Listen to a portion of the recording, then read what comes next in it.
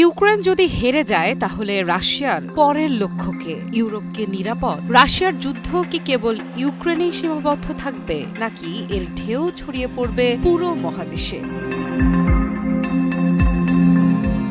এই প্রশ্নগুলোই এখন ঘুরপাক খাচ্ছে ইউরোপের রাজনীতির কেন্দ্রে। আর ঠিক এই উদ্বেগের মাঝেই কড়া বার্তা দিলেন জার্মানির পররাষ্ট্রমন্ত্রী। ইউক্রেনের পতন হলে রাশিয়ার পরবর্তী টার্গেট হবে জার্মানি, এমনই সতর্কবার্তা দিয়েছেন দেশটির পররাষ্ট্রমন্ত্রী জোহান ওয়াদেফুল।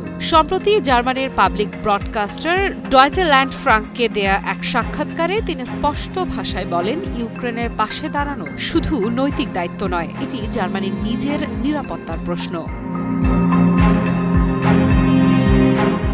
ওয়াদেফুলের কণ্ঠে ছিল স্পষ্ট উদ্বেগ, আবার ছিল দৃঢ়তা। তিনি বলেন, ইউক্রেনে যা ঘটছে তা দূরের কোনো যুদ্ধ নয়, এটি ইউরোপের ভবিষ্যৎ নিরাপত্তা কাঠামোকে সরাসরি প্রভাবিত করছে। ইউক্রেন ভেঙে পড়লে রাশিয়ার আগ্রাসী নীতির পরবর্তী ধাক্কা ইউরোপকেই সামলাতে হবে। যুক্তরাষ্ট্রের সঙ্গে পশ্চিমা কিছু সরকারের অবস্থানগত পার্থক্য থাকলেও ন্যাটোর প্রতি জার্মানির আস্থা অটুট, এ কথা আবারও জোর দিয়ে বলেন ওয়াদেফুল। তার মতে ওয়াশিংটন ন্যাটো এবং ইউরোপীয় মিত্রদের সঙ্গে পারস্পরিক প্রতিরক্ষা চুক্তির দায়বদ্ধতা থেকে সরে যাবে না। তবে তিনি পরিষ্কার করে দেন, ইউক্রেনকে সমর্থন করার প্রশ্নে জার্মানি কারও ওপর নির্ভরশীল নয়, এটি তাদের নিজস্ব রাজনৈতিক ও নিরাপত্তাগত সিদ্ধান্ত। তার ভাষায়, আমাদের দৃঢ়তা এবং ইউক্রেনের পাশে থাকার সংকল্প একটি স্বাধীন বিষয়। যদি আমরা এখানে ভুল করি, যদি ইউক্রেনে ব্যর্থ হই, তাহলে পরবর্তী টার্গেট হব আমরা।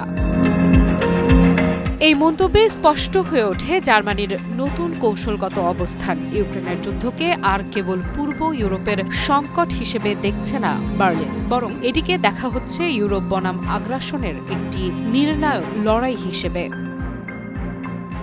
বাছাইকৃত কাঁচামাল ও স্বয়ংক্রিয় ইউরোপিয়ান মেশিনে তৈরি হয় all time honeycomb, all time healthy life. Wadephul বলেন, জার্মানি এবং ইউরোপ একসঙ্গে কাজ করছে যাতে ইউক্রেন সর্বোত্তম আলোচনার অবস্থানে পৌঁছাতে পারে। আর যদি কূটনৈতিক সমাধান ব্যর্থ হয়, তাহলে রাশিয়ার আগ্রাসনের বিরুদ্ধে প্রতিরোধ চালিয়ে যাওয়ার জন্য প্রয়োজনীয় সব উপায় নিশ্চিত করা হবে। তার বক্তব্যে উঠে আসে আরেকটি গুরুত্বপূর্ণ বার্তা, এই যুদ্ধ শুধু ভূখণ্ড বা সীমান্ত নিয়ে নয়, এটি আন্তর্জাতিক আইন, সার্বভৌমত্ব এবং শক্তির জোরে সীমান্ত পরিবর্তনের বিপজ্জনক প্রবণতার বিরুদ্ধে অবস্থানের প্রশ্ন।